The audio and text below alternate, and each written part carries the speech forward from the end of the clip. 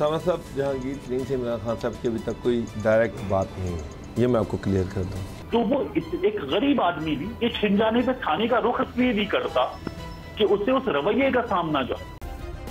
Subscribe करें और bell दबाएं ताकि कोई खबर रह न जाए।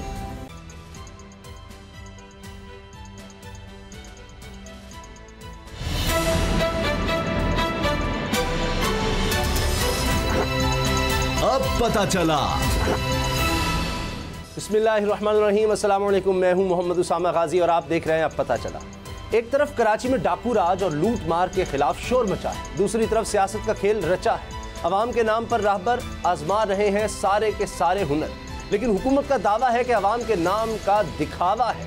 असल में ये है सिर्फ और सिर्फ अपने मफादात को बचाने का चक्कर। सच पूछिए तो सियासत में इस वक्त एक खिचड़ी पकी है। किसी की ख्वाहिश है तहरीक अदम इत्तेमाद, किसी की सियासत है लॉन्ग मार्च और किसी का ख्वाब है क़ब्ल वक्त इंतखाबात। सच ये है कि अपोजिशन में जितनी पार्टियां हैं सबके पास हुकूमत गिराने की अपनी ही तरकीबें हैं, लेकिन सितम यह है कि कोई किसी के नुस्खे पर अमल करने को तैयार नहीं। पीपल्स पार्टी अपना लॉन्ग मार्च लेकर सिंध से निकल पड़ी है, मंजिल इस्लामाबाद है, लेकिन सवाल यह है वहां जाकर क्या करेगी?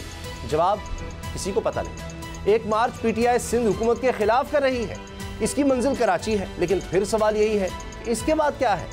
दूसरी तरफ शहबाज शरीफ तहरीक अदम इत्तेमाद का महाज सजाने की तकदौ में है। खबर यह है कि अपोजिशन ने कौमी असम्बली इजलास बुलाने की रिक्विजिशन तैयार कर ली है। रिक्विजिशन पर नून लीग समेत दीगर अपोजिशन जमातों के 100 से जायद अरकान के दस्तखत हैं। अब बस इंतजार है अपोजिशन लीडर शहबाज शरीफ के ग्रीन सिग्नल का, लेकिन लगता है कि शहबाज शरीफ किसी और के सिग्नल के इंतजार में खड़े हैं।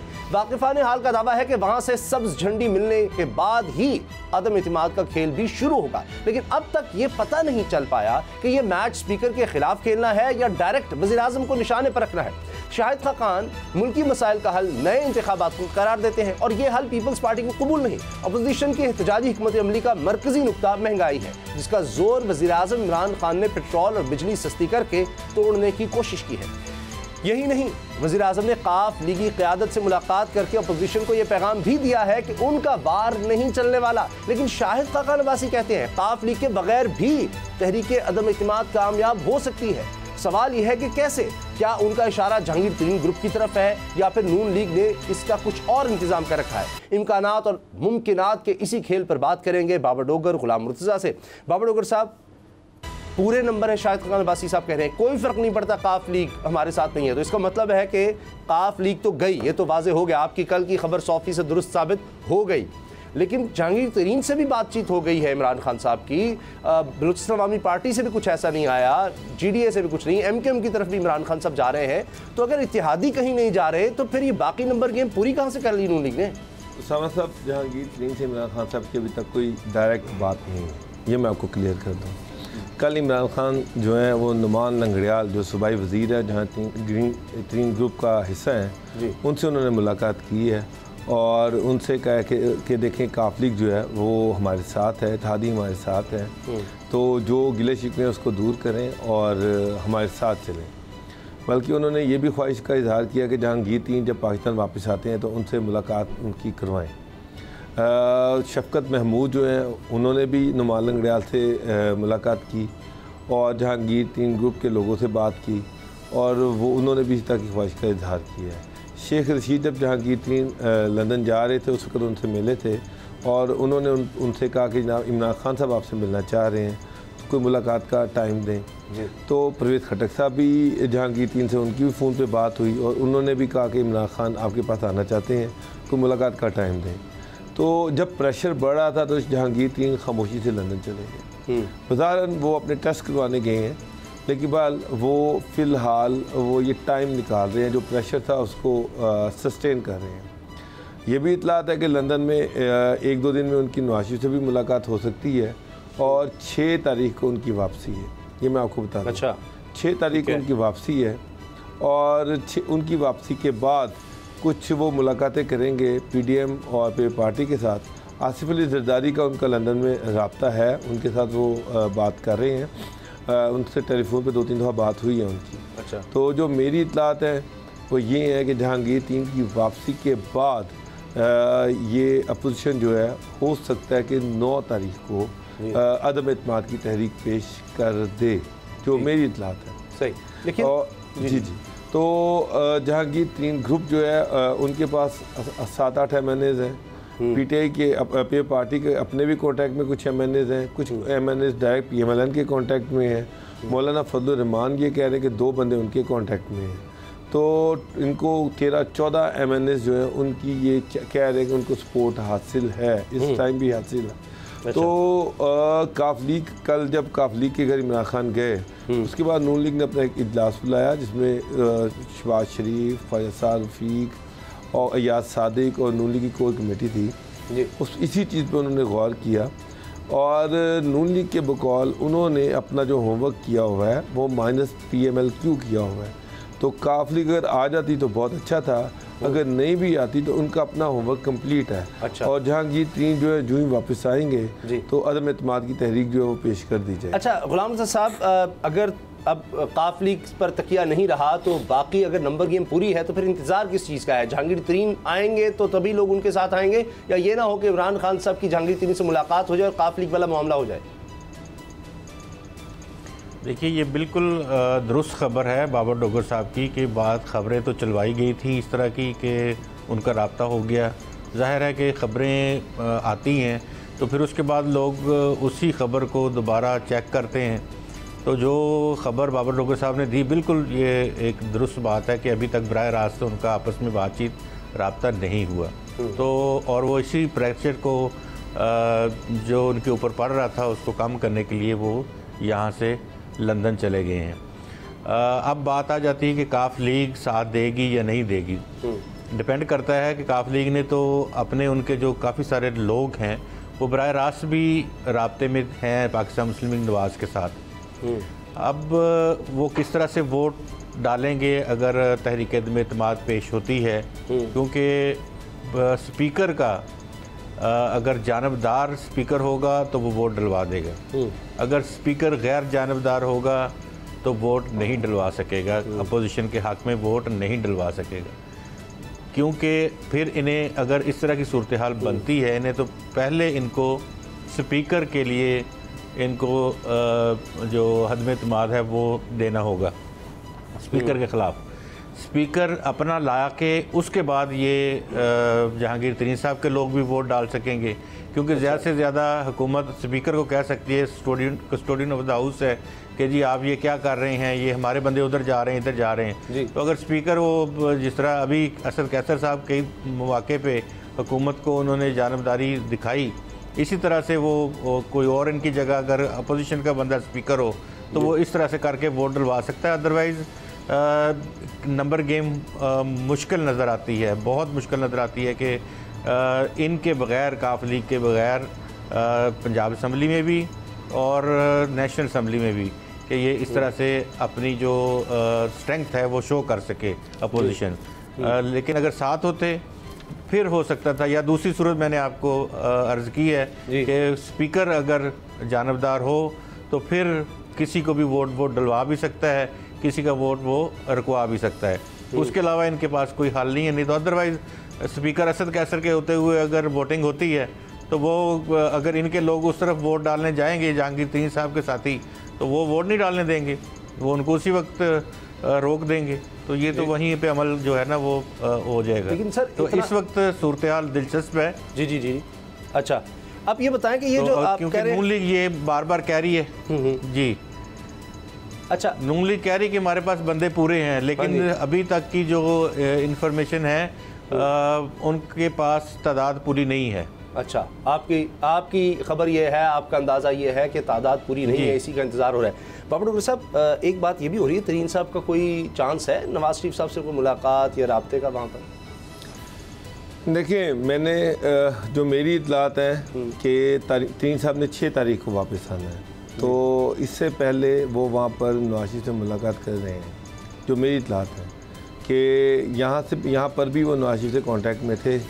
अब वो लंदन में है तो लंदन में वो नवाज़ शरीफ से मुलाकात करके ही पाकिस्तान आएंगे, और जो उनकी रिजर्वेशंस हैं, जो उनकी वो गारंटीज़ मांग रहे हैं, वो गारंटीज़ वहीं पर तय होंगी। क्योंकि जहांगीर तरीन बेसिकली वो ये चाह रहे हैं कि उनके जो MPs हैं, जो MNAs हैं, उनके पास उन सबको नून लीग का टिकट दिया जाए और लोधरा डिस्ट्रिक्ट जो है जहाँ 2 MLA की सीटें और 5 MP की सीटें हैं वो सारा लोधरा शहर उनको क्लियर उनको दिया जाए, वो अपनी मर्ज़ी से जिसको मर्ज़ी वहाँ पे टिकट दें। अच्छा। तो ये उनकी डिमांड है।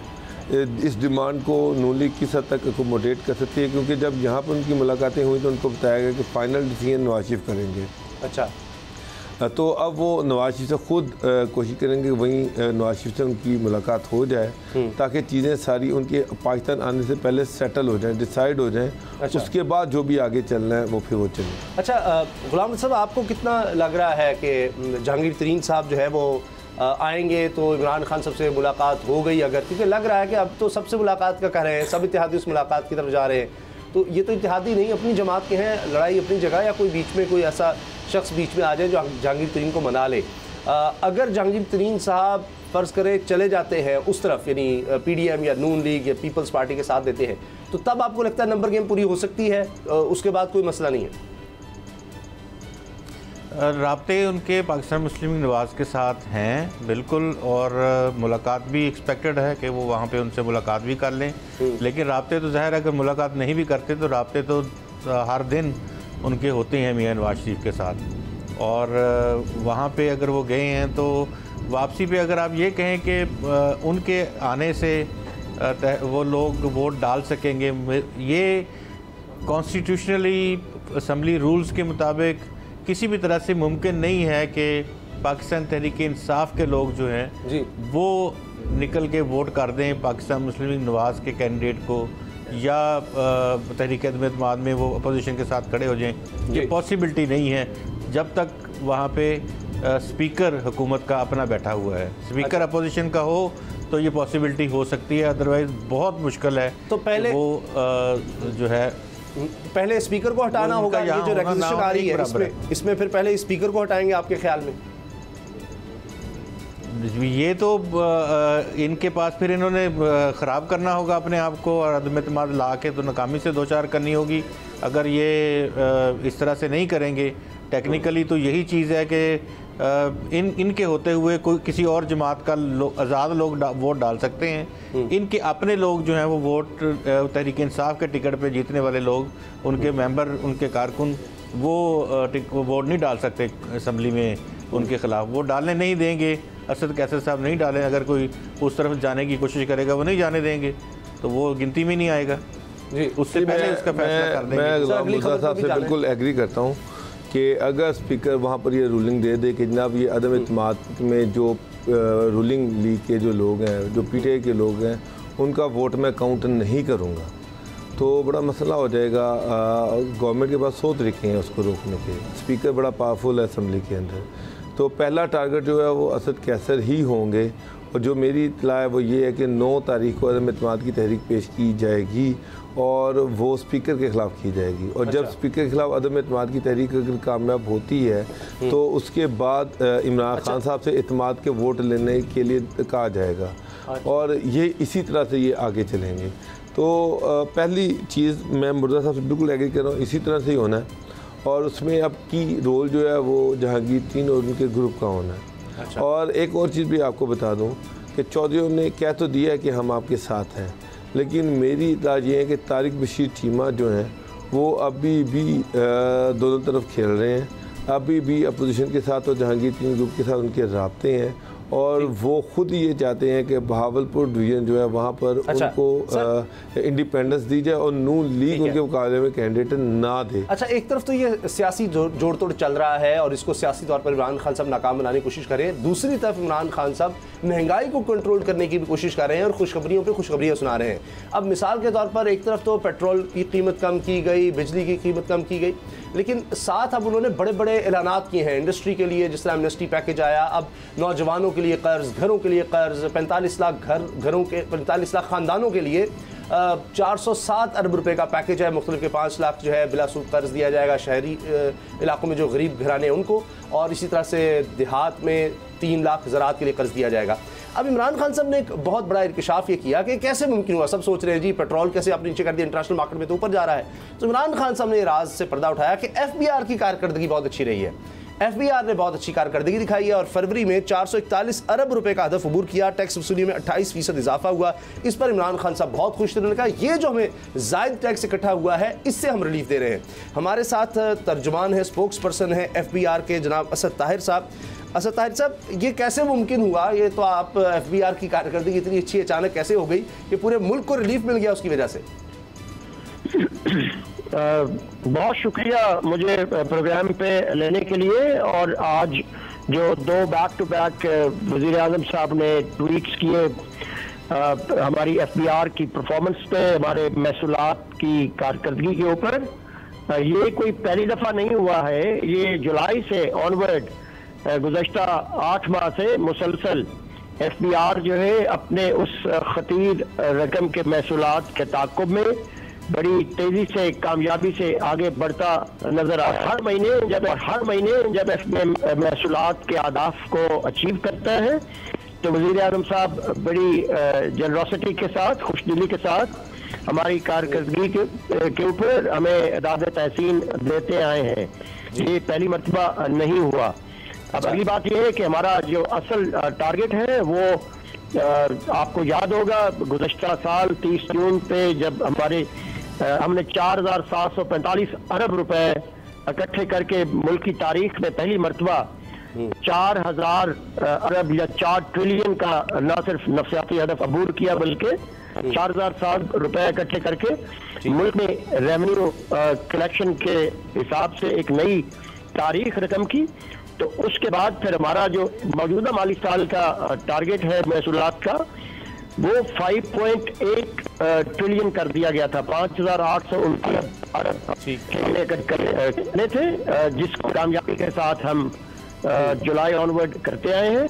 अब हमारी हुकूमत ने हमारा वो बजट जो है वो 6.1 ट्रिलियन कर दिया है, यानी उसके अंदर भी 1.1 ट्रिलियन के अंदर भी मजीद 300 अरब का इजाफा कर दिया गया है, जिसको हमने रिवाइज किया और अपने महसूलात के हदफ में उसको शामिल किया। और उसके बावजूद ये फरमाएगा कैसे मुमकिन हुआ, कहां से, किस मद में ये इतना टैक्स इकट्ठा हो सका है?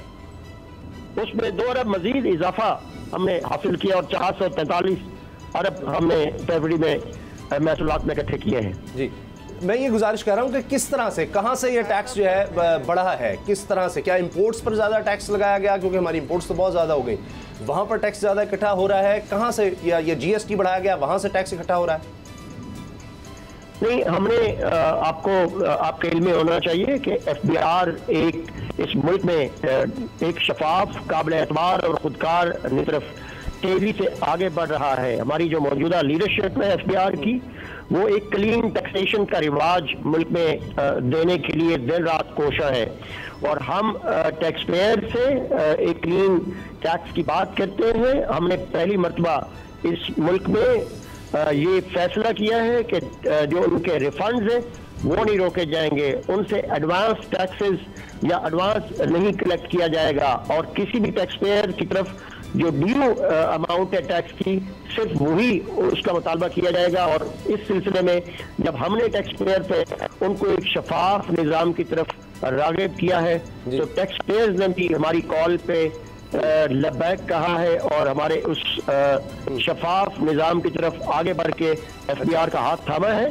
तो इससे हमारी कलेक्शन बेहतरी हुई है। वो जो सिटीजन और स्टेट का रिलेशनशिप है उसमें बेहतरी आई है। सर, आपको क्या लगता है कि ये कलेक्शन जो बड़ी है इससे IMF से जो हमारे अब अगले किस्त के लिए मुज़ाकरात शुरू हो रहे हैं उसमें कोई फ़र्क पड़ेगा? IMF की शराइत कुछ नरम हो सकेंगी? क्योंकि अभी भी ये कहा जा रहा है कि जी ये तो IMF के लिए काबिल कबूल होगा कि आपने जिस तरह से टैक्स जीरो कर दिया है पेट्रोल पर, बिजली की निर्ख कम कर दिए हैं, ये तो IMF की शराइत के बिल्कुल खिलाफ गए हैं। तो क्या FBR की कारकर्दगी सामने रखेगा जी हमने टैक्स इतना कलेक्ट कर लिया है तो IMF को सेटिस्फाई कर सकेंगे, या आप पूरी उम्मीद है कि 6,100 अरब रुपए का टारगेट आप इजीली अचीव कर लेंगे?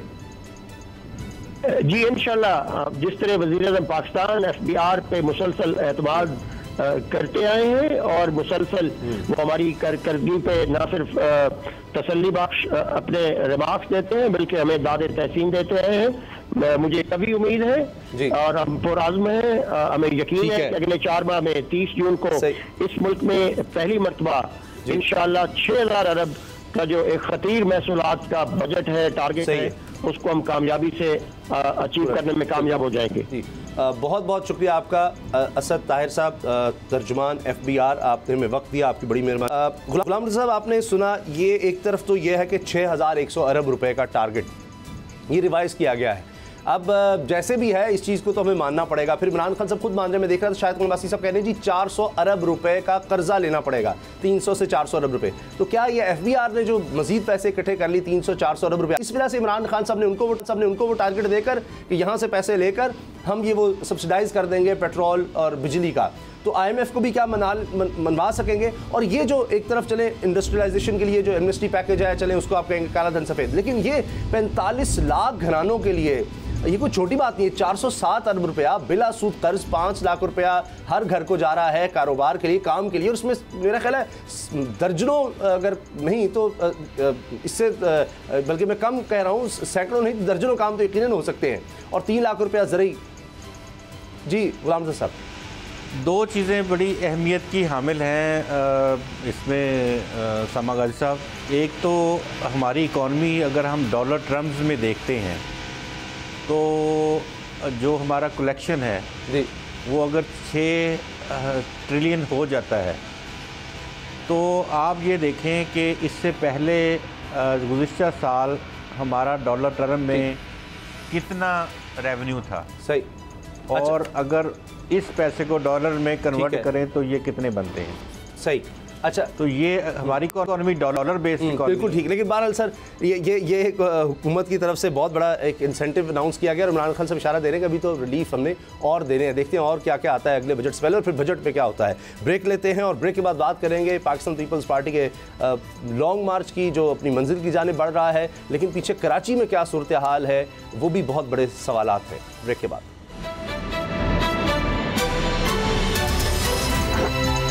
अब पता चला।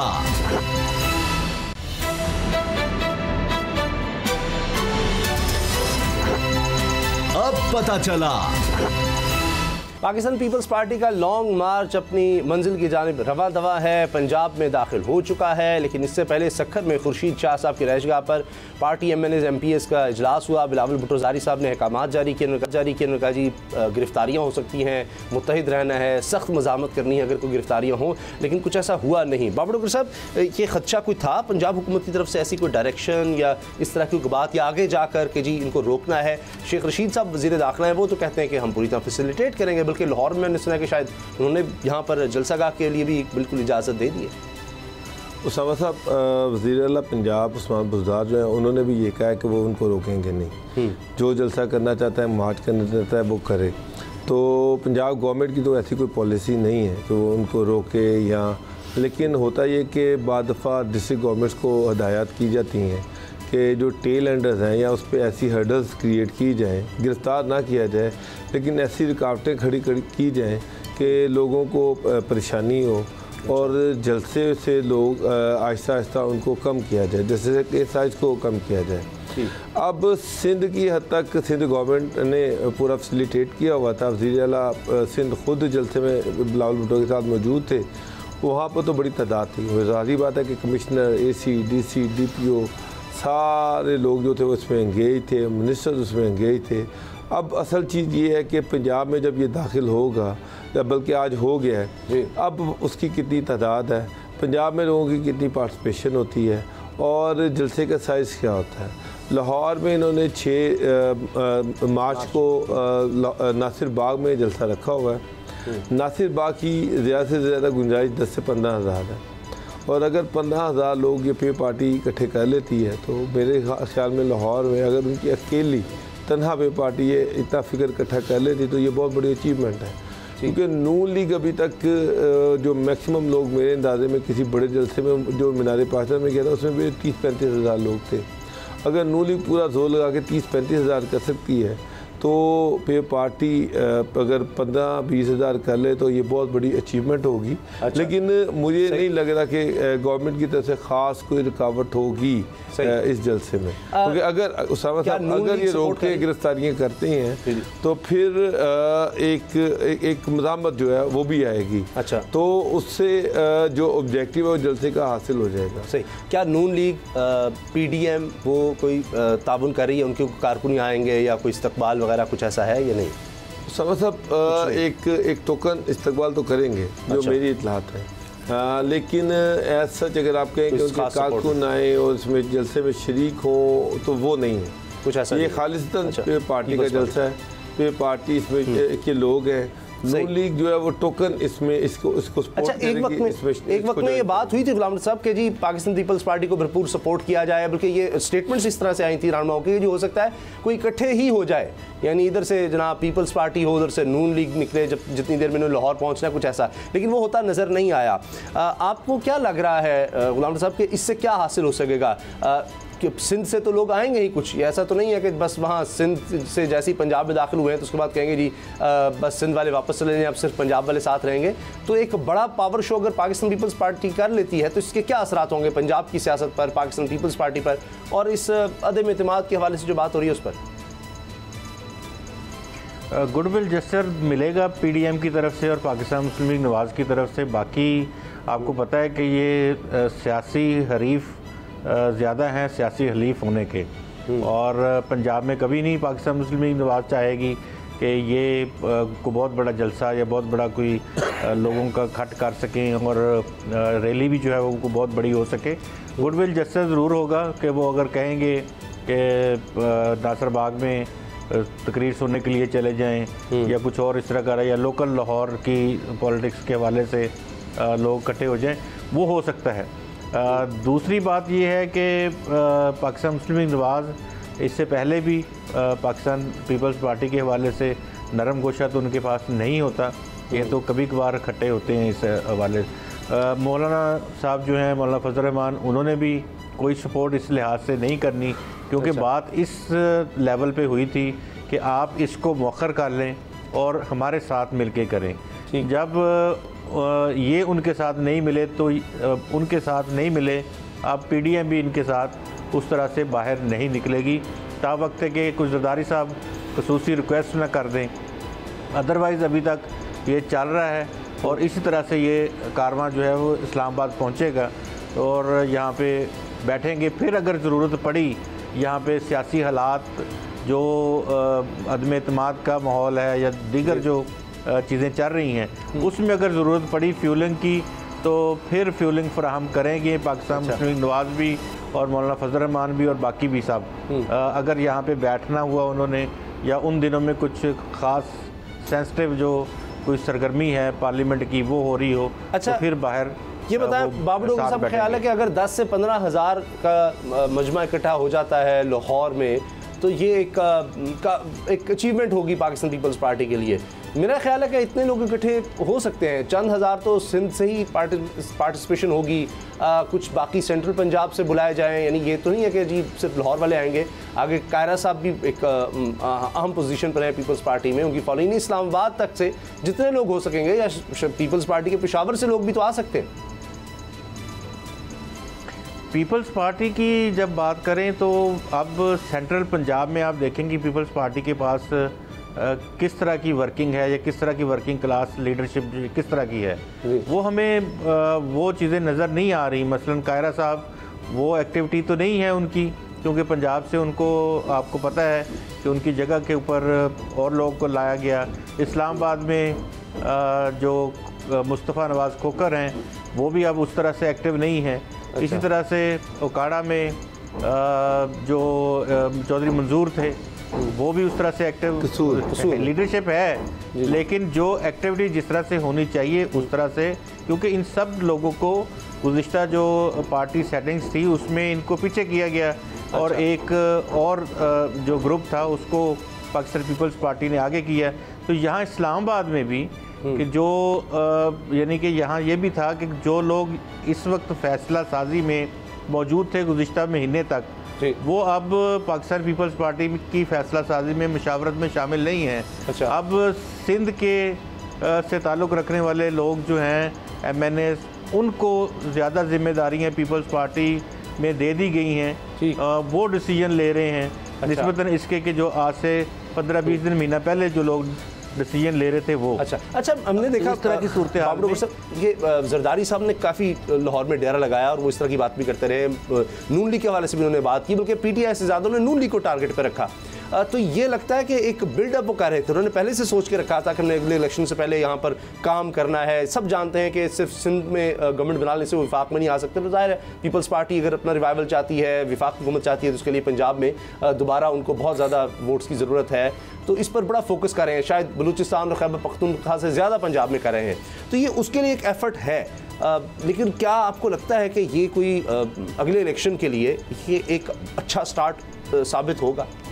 सामा साहब, बेसिक ऑब्जेक्टिव जो है, देखें सिंध के बाद इस जलसे का सबसे बड़ा रूट जो है वो सारा पंजाब है। सारकाबाद से स्टार्ट होगा, रावलपिंडी इस्लामाबाद तक, रावलपिंडी तक जाएगा। इसका मतलब ये है कि ये सारा रूट तो पंजाब का है। अब अगले 3-4 दिन इसने पंजाब में ही रहना है और हुकूमत गिराना इसका मकसद नहीं है। इसका मकसद जो है बेसिकली बुनियादी मकसद ये है कि अपने वर्कर्स को इलेक्शन से पहले मोबिलाइज करना, चार्ज करना और पंजाब में जो भी पार्टी ने अपना स्टेटस खोया है, जो वर्कर उनका उनसे नाराज़ होकर चला गया, उसको किस तरीके से वापस लेके आना है।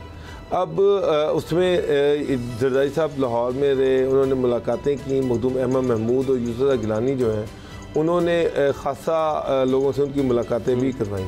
तासुर ये दिया जा रहा है कि जब ये जलसा जो है ये बहावलपुर, रहीजा खां से बहावलपुर मुल्तान तक पहुँचेगा तो कुछ MPs, फॉर्मर MPs या MNAs जो हैं उनकी शमूलियत भी करवाई जाएगी, ताकि जलसे में ये तासुर दिया जाए कि इस जलसे के इस रैली की वजह से लोग मुतासिर होकर भी पार्टी को ज्वाइन कर रहे हैं, ताकि इसका वेट बन सके। वो जो था कि ज़मानतें जब्त हो रही हैं और टिकट लेने के लिए कोई तैयार नहीं है, आपको लगता है वो कल्चर बदल रहा है पीपल्स पार्टी की वजह से पंजाब में या नहीं? अभी भी अगर जनरल इलेक्शन होते हैं तो इनके पास टिकट लेने वाले लोग ही नहीं होंगे?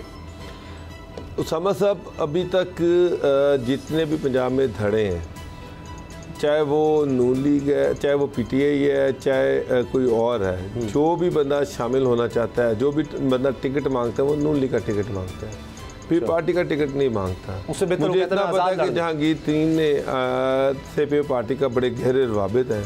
उन्होंने अपनी ग्रुप की मीटिंग बुलाई और उनसे कहा कि जी कि अगर पीपल्स पार्टी हमें टिकट दे, क्योंकि अगर पीपल्स पार्टी टिकट देती तो हमारा इशू कोई नहीं है, हमारे सारे बंदे अकोमोडेट हो जाते हैं।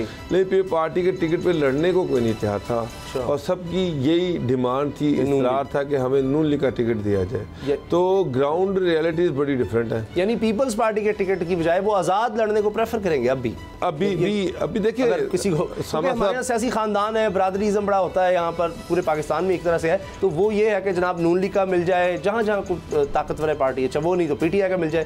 पीपल्स पार्टी को कहते हैं कि इसके बगैर अभी एक और भी चीज़ ये है कि अगर इमरान खान की ये गवर्नमेंट गिराने में कामयाब हो जाते हैं तो PTI ये समझ रही है कि पंजाब में ज़्यादा पीपल्स पार्टी ये समझ रही है कि पंजाब में उनका जो वोट बैंक था वो सारा PTI चुरा के ले गई है। अच्छा। और अगर इमरान खान की गवर्नमेंट गिरती है तो उनके पास एक अपॉर्चुनिटी आएगी कि वो अपना वोट बैंक को वापस लें। वो लोग जो नाराज़ हो गए PTI में चले गए थे, उनको किसी तरह से वापस लाया जाए। अब ये भी पीपल्स पार्टी के उनसे लोग नाराज़ होकर क्यों गए, या उनके कारकुन हो या वोटर्स हो, वो कहाँ चले गए? क्या कराची और सिंध की कारकर्दगी ऐसी है कि वो दोबारा मोटिवेट नहीं हो रहे?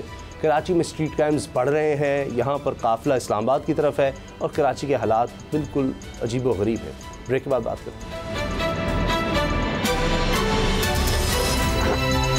अब पता चला।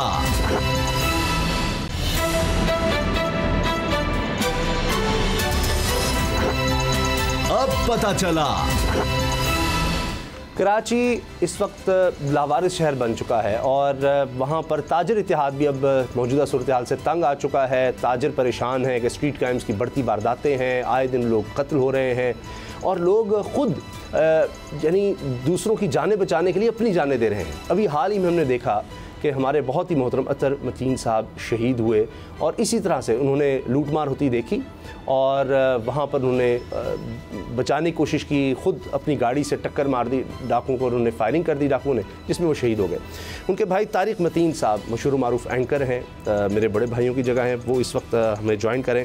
तारिक मतीन भाई, तो बहुत दुख और अफसोस पूरी हमारी सहाफ़ी बिरादरी को, पूरे पाकिस्तान को हुआ जिस तरह आपके भाई की शहादत हुई, लेकिन ये नौबत यहाँ तक क्यों आ चुकी है कराची में कि लोगों की ही जाने जा रही हैं, लोग कहीं हमें कानून हाथ में लेते नज़र आते हैं और कहीं ये है कि ख़ुद शहादतें दे रहे हैं अपने भाइयों को बचाने के लिए।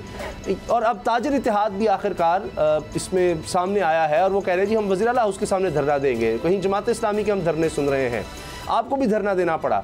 लेकिन इस तरह के हालात क्यों हैं? पाकिस्तान पीपल्स पार्टी कुछ क्यों नहीं कर पा रही? क्या आप तो अब इसमें बहुत ज़्यादा आपने इन सबको देखा है बहुत करीब से, इंफ्रास्ट्रक्चर की कमी है, कहा जाता है स्मार्ट सिटी होनी चाहिए, कैमरे लगने चाहिए, क्या करने की ज़रूरत है? आप तो आपने इस पर बहुत ज़्यादा गहराई से सब चीज़ को देखा है। ठीक, क्यों है? इसलिए कि तरजीह नहीं है, शहर का अमन अमान तरजीह नहीं है।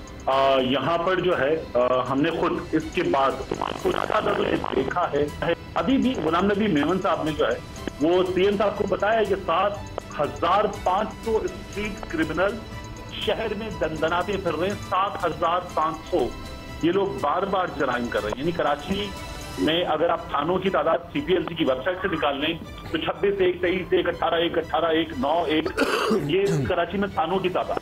इन थानों की तादाद के साथ 7,500 दिल्ली की एक थाने में औसतन, मतलब हम 10 के करीब वारदातें बात कर रहे हैं स्ट्रीट क्रिमिनल की, 10 के करीब वारदातें एक थाने में, महीने की 300 वारदातें। पुलिस तो ये बता रहे कि पिछले 2 महीने में, इस साल के 2 महीनों में 143 मुकाबले हुए हैं, 15 मुल्ज़िमान मारे गए हैं, कोई 150 के करीब जख्मी हुए हैं और कोई 1500 के करीब लोग गिरफ्तार हुए हैं। और ये जो नंबर दें, ये 7,500 को देखें, उसके बाद वारदातें देखें तो लगता नहीं ये तरजीह है। पुलिस ने हमें खुद बताया कि सुबह 8 से 9 के दरमियान, अभी जो कॉलेज का बच्चा मरा था 19 बरस का, इसकी गर्दन में गोली मारने से वारदात बहुत करीब से देखी थी, इसको भी उसी वक्त था। 8 से 9 के दरमियान स्ट्रीट क्रिमिनल एक्टिव होते हैं क्योंकि उनको ये पता है कि थानों में ड्यूटी चेंज हो रही होती है, हैंडिंग ओवर टेकिंग ओवर हो रहा है, नई शिफ्ट आती है, पुरानी शिफ्ट जाती है। स्ट्रीट क्रिमिनल इतने अवेयर हैं, कानून नाफिज करने वाले इदारे उतने अवेयर नहीं है। हमारे केस में मैंने हाथ जोड़ के शुक्रिया अदा किया, बट ये नहीं, उस तरह से तरजीह नहीं है। ये जो शहर के बड़े हैं इनके पास उतनी सिक्योरिटी हो जितनी उसामा गाजी के पास, उसामा गाजी के कैमरामैन के पास, बोल के गार्ड के पास, तारिक मतीन के पास, जमील, शकील, वकील, सलीम, किसी के पास भी XYZ उतनी सिक्योरिटी मुराद अली शाह के पास हो, उतनी सिक्योरिटी जो है वो कोर, मतलब सबके पास, कोर कमांडर साहब के पास, रेंजर्स वालों के पास, IG साहब के पास, सब महफूज हो ना, सब महफूज हो। बिल्कुल ठीक। एक आम आदमी VIP है, लेकिन उससे VIP लेकिन तारिक मतीन साहब एक और चीज़ कि ये जो ये कातिल मारा गया है जिसने आपके भाई को शहीद किया, उसका मैंने पढ़ा कि वो 3 दफ़ा यानी पहले भी कोई जेल जा चुका है, तो फिर ये छूट कैसे जाते हैं अगर पकड़े भी जाते हैं? और फिर ये तो पहले से बड़ा क्रिमिनल बन के वो निकलता है। पहले चलो उसने कोई चोरी की थी या इस तरह भाग गया था डकैती करके, अगली दफ़ा तो वो कातिल बनकर निकलता है। साहब एक और भी चीज है, पुलिस का रवैया जो है, थानों में रवैया वो दुरुस्त करने की जरूरत है।